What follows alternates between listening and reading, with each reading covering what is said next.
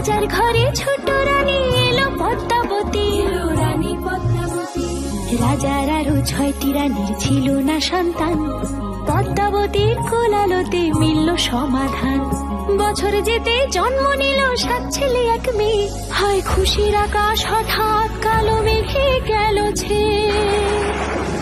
হিংসেতে যায় জ্বলে পুড়ে বাকি 6টি রানী, যুক্তি করে ঘটায় ওরা 7 কুমারের হানি।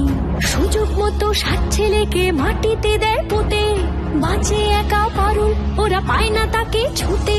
ধাইমা বাজায় সেই মেয়েকে বড় করে তোলে, 7 ভাইকে পায় যে পারুল 7টে চাপা ফুলে।